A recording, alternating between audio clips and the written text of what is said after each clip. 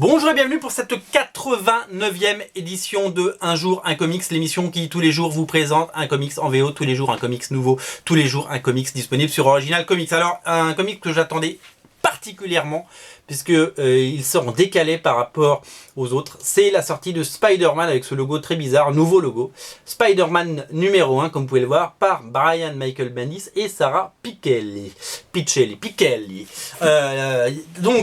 Qu'est-ce que c'est que cette série? Mais je reconnais ce costume, c'est le costume d'Ultimate Spider-Man, mais pourtant il n'y a pas marqué Ultimate Spider-Man, parce que vous n'êtes pas sans savoir que pendant Secret Wars, qui a lieu en ce moment en VF, et qui est terminé en VO, pendant Secret Wars, chers amis, Ultimate Spider-Man, Miles Morales, donc a intégré l'univers normal. Donc maintenant il fait partie des Avengers et il habite New York et sa continuité avec ses copains de classe, ses parents, tout ça fait partie du même monde. Voilà, il n'y a plus de distinction entre Ultimate et univers normal Marvel où le seul Spider-Man était Peter Parker. Alors, donc ça veut dire qu'on a deux Spider-Man, ça veut dire qu'on a deux séries Spider-Man. Il y a Amazing Spider-Man, la série avec Peter Parker et Parker Industries, scénarisée par Dan Slott et dessinée par Giuseppe Camuncoli. Et on a la série Spider-Man sans le Ultimate, donc c'est juste Spider-Man avec un nouveau numéro 1, donc c'est le troisième numéro 1 quand même depuis que Miles Morales existe, et c'est le deuxième dessiné par Sara Pichelli qui revient sur la série après avoir dessiné des choses comme Spider-Man par exemple, toujours par Bendis, et ou les Gardiens de la Galaxie. Elle revient et c'est pour notre plus grand bonheur parce que elle a d'abord c'est une dessinatrice absolument géniale comme vous pouvez le voir sur ces images, et en plus c'est une dessinatrice qui me fait de plus en plus penser à un Olivier Coipel par exemple. Je trouve qu'elle a aujourd'hui le talent d'un Olivier Coipel. Alors cette série, c'est tout ce qu'on aime sur Spider-Man. Alors vous nous aurez noté que Miles Morales,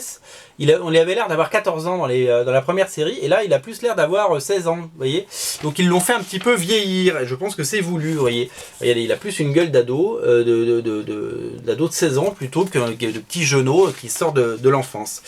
Graphiquement c'est une bombe atomique, et scénaristiquement c'est tout ce qu'on aime sur Spider-Man, et donc Ultimate Spider-Man, c'est-à-dire que c'est du pur Bendis, et j'aime bien dire du pur Bendis parce que ça veut dire ce que ça veut dire, c'est-à-dire que les dialogues sont aux petits oignons, c'est carré, c'est magnifique, c'est super chouette, et puis l'histoire, regardez le découpage, ça Bendis, c'est ce découpage, ces dialogues, flac, ça fouette, c'est du bon petit dialogue qui pète, et ça c'est vraiment du vrai plaisir, et puis c'est un vrai bonheur de voir ce jeune Miles Morales qui va au lycée, qui se dit putain merde, je suis Spider-Man, je devrais avoir toutes les nanas à mes pieds, et je galère, et finalement on retrouve tout ce qu'on aime chez Spider-Man, peu importe s'il s'appelle Peter Parker ou Miles Morales, mais le côté un peu galérien, le côté un peu loser, le côté un petit peu malheureux en amour, le côté un petit peu qui se pose des questions, et c'est hyper chouette. Alors évidemment il va y avoir une nouvelle menace, c'est le fils de Mephisto qui va venir attaquer, on le voit dès les premières pages, il s'appelle Black Heart, et ça les pages on les a vues en preview, donc je ne vous spoil pas en vous montrant ça. C'est très beau, c'est très chouette, c'est hyper soigné, c'est magnifique. J'espère que Sara Pichelli va rester longtemps et qu'elle a beaucoup de numéros d'avance, parce que je sais qu'elle ne peut pas tenir la cadence d'un rythme mensuel, mais comme elle a pris de l'avance, parce qu'elle a dessiné très en amont, j'espère qu'on va avoir au moins 6 à 8 épisodes défilés, voire 12, ce serait merveilleux, avec la même équipe, et longue vie à Ultimate Spider-Man sans le Ultimate, donc à Spider-Man numéro 1. C'est une série donc qui est disponible sur Original Comics, vous l'avez compris, et c'est une série qui mérite d'être lue, et vraiment c'est un super coup de cœur, c'est tout ce qu'on voulait sur Spider-Man, c'est vraiment c'est du bonheur, moi j'adore, et je vous invite vraiment à le lire. Si vous êtes déçu par Amazing Spider-Man, eh bien vous ne serez pas déçu par Spider-Man numéro 1. Voilà, Spider-Man numéro 1 disponible sur originalcomics.fr, et ça y est, il est sorti. C'est fou, hein. On se retrouve demain pour parler d'un nouveau comics. Salut.